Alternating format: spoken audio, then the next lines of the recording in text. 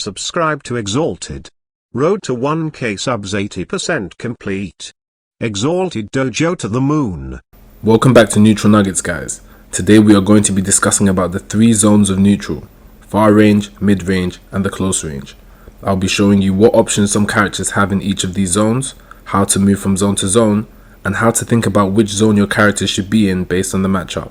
Let's get into it.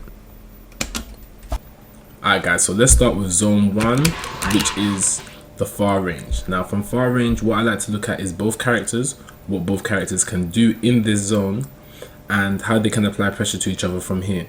So what Goku can do to Gohan is this: Goku can throw Ki Blast. He can throw Ki Blast without moving from this zone. He can throw Air Ki Blast, he can throw a beam, he can throw upward Ki Blast. He can do all of this kind of stuff. Even though this doesn't necessarily apply pressure, these apply pressure from this range without him actually leaving this zone.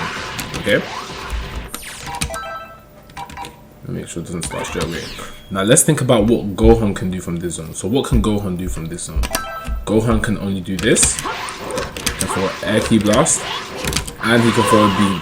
So what does this tell us? This automatically tells us that Gohan does not have as much options in zone 1 than Goku. So Gohan's going to have to take more risks to get from zone 1 to zone 3, which is the close range, against Goku. Do you know what I mean? So now Goku automatically has the advantage in neutral from this zone. So when you're fighting against adult Gohan, you need to think, okay, in zone 1, Goku automatically has the advantage. So you don't have to necessarily take the risk and go to him. If adult Gohan has a hard time fighting Goku from zone 1, he'll start doing things like super dash, taking all these kinds of risks just to close the gap. So when you know this, you need to take advantage of the zone that your characters excel at and utilize it to its full potential. Now, from zone 1 to zone 3, there are many ways that you can move across. What you can do is a simple moon jump to get from zone 1 to 3. You can do IEDs, very safe movement options. You can dash block. What I don't want you guys to do is a full screen super dash. This doesn't make any sense, and it's not a good habit to instill in yourself. Learn how to move properly in Dragon Ball FighterZ. It's going to help you as a player, and it's going to allow you to make better neutral decisions. If you're doing this all day from full screen, it makes no sense. A good player is going to hate you, TLD you, and you'll lose your character. So use other movement options which are safer to get from zone 1 to zone 3. Now I'm going to set up something. I'm going to set up a little recording to show you what adult Gohan kind of has to do in zone 1 and how Goku can punish it. Because what we need to understand is this: when we know that a character doesn't have many options, we know that there's only certain things they can do.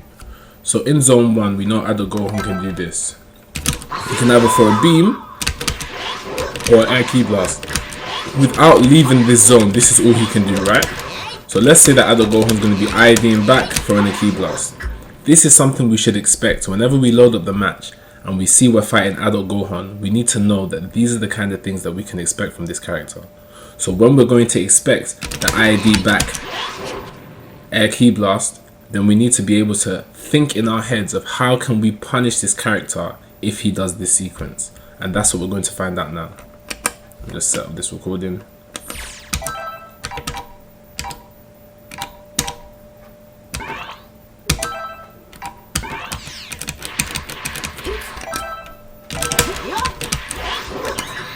Right, let's just set this to play.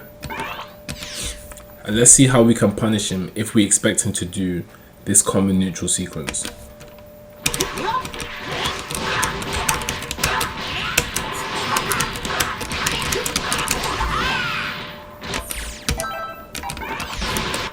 Now as you saw, he did the IID back into the Ki Blast and we punished with dash forward 2M.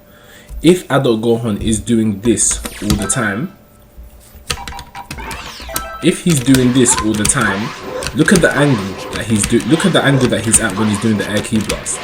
This gives us a lot of time and space to dash under, 2M him and punish, or dash under and apply pressure. We have to keep these things in mind. This is what neutral is about. Understanding other characters' neutral patterns using it to our advantage and punishing them accordingly. When you do this for the whole cast, you'll be able to play neutral against any character and you'll be able to take advantage of their weaknesses. Now on to zone 2. Now zone 2 is the mid-range. The mid-range, I like to say, maybe not this close, like around this distance, right? Zone 2 is the mid-range. Now in the mid-range it's a bit easier. Goku has a lot of options as he can still throw his beams. He can still throw his air ki blast, upward ki blast if he's jumping up, and obviously normal ki blast, right? The movement options in this zone are still as follows. You can do whatever you want. You can do your IEDs, you can dash block. Here I'd say super dash is a bit more applicable.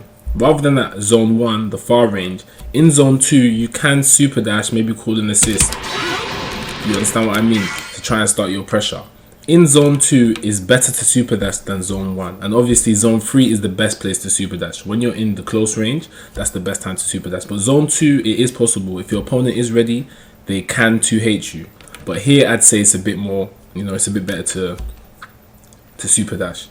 Now Goku can also use his normals here to close the gap. So you can see his 2M will reach, his 5M will reach, his Tatsu will reach. So these are all things that you can use to close the gap in zone 2, the mid-range. Now Adult Gohan, the same thing applies to him. In zone 1 he was a bit useless. In zone 2 it opens up a lot more moves for him to use. So he can use his 5S. Obviously he can still use his beam, he can use his ki blast here. He can, if he wants, let me get this. He can TK legs, he can use legs as a momentum movement to bring him forward. So these are things that Adult Gohan can do that he wasn't able to do in zone 1 without probably being punished. So in zone 2 you can see it's a bit better for Adult Gohan against Super Saiyan Goku. Now what does this tell us? Okay, it's not as bad, but Super Saiyan Goku can really bully him in zone 1.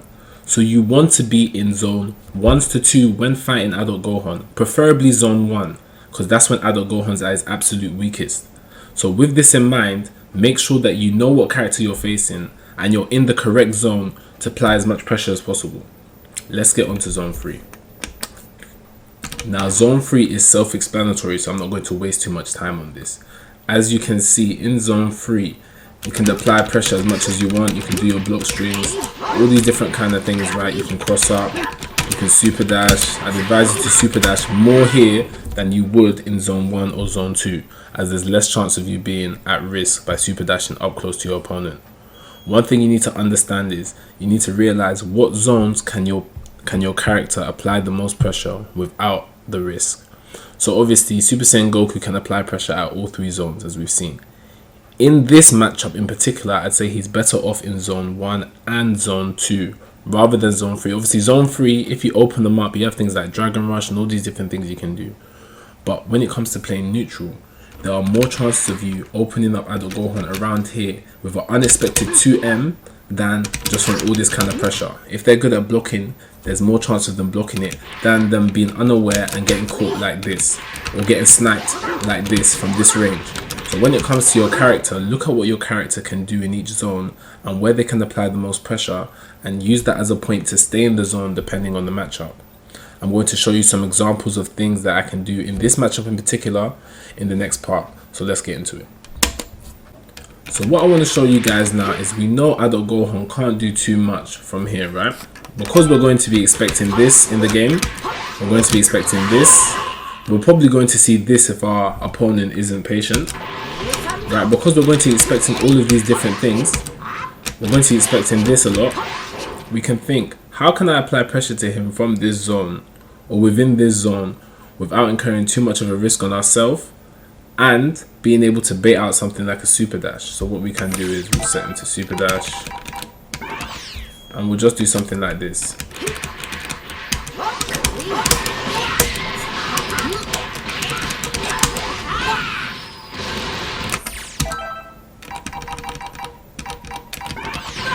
Now very simply, you saw me throw a ki blast, dash forward for another ki blast.